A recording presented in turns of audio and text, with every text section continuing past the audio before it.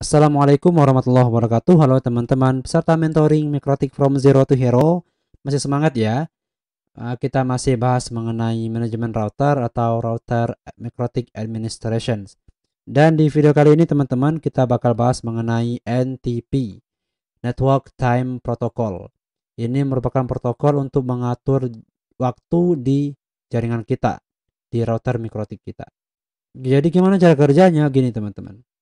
Nanti di NTP itu bakal ada yang bertindak sebagai NTP server, juga ada yang bertindak sebagai NTP client. NTP server ini dia yang akan menyiapkan waktunya patokannya di dia, ya. Nanti si ini NTP client bakal nanya waktu ke NTP server. Jam berapa sekarang, tanggal berapa sekarang, dan seterusnya. Nanti dijawab oleh si server, barulah si klien ngikut jadwalnya di server. Kurang lebih begini. Nah, si klien nanya, "Hai NTP server, what time is it?" Jam berapa sekarang misalnya ya. Nanti si server bakal jawab, "Oh, sekarang jam 10." Nanti si NTP klien bakal mengkopikan. Oke, NTP server copy. Sekarang jam 10 juga.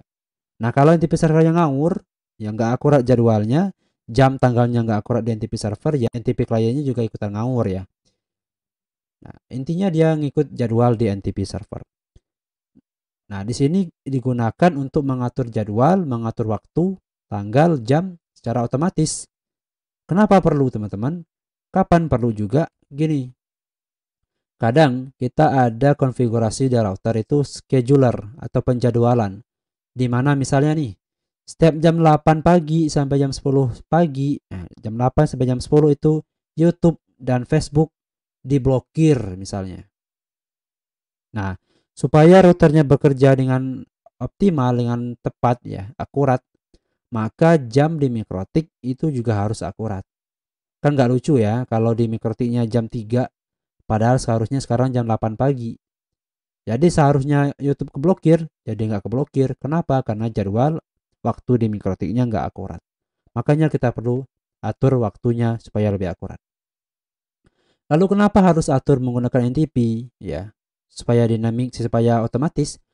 Ini teman-teman, karena router Mikrotik itu dia nggak punya baterai CMOS kayak di laptop ya, kayak di komputer. Apa efeknya? Efeknya kalau router itu restart, maka tanggal di Mikrotik, jam di Mikrotiknya itu bakal kembali ke ngawur. Nah, kembali ngawur ya. Defaultnya itu kadang dia balik ke tahun 71 ya, Januari 1971 kalau nggak salah. Nah, kenapa? Karena dia nggak punya baterai CMOS. Maka dari itu kita atur menggunakan NTP. Jadi setiap kali dia restart, dia bakal nanya ke NTP servernya, jam berapa sekarang? Oh, jam sekian katanya. Ya udah, router kita bakal ngikut mengatur waktu di router kita tersebut. Otomatis diatur ya. Nah, itulah kenapa kita perlu teman-teman. Nah, untuk NTP client yang kita atur di kita nanti itu NTP client ya. Itu dia sudah built-in dalam package system, jadi nggak perlu install package-package yang lain. Udah tinggal pakai, nanti bisa langsung nanyain waktu di NTP server. Dan kita bakal gunakan NTP server public, teman-teman. Ada banyak pilihan, diantaranya ada asia.pool.ntp.org, ada juga id.pool.ntp.org. Yang kita gunakan yang ini ya, id.pool.ntp.org. Nah, saya kira itu teman-teman untuk pengantar dari NTP, dan kita akan praktikkan pada video yang berikutnya nanti ya. Sampai jumpa di video berikutnya. Saya tutup dengan Assalamualaikum warahmatullahi wabarakatuh.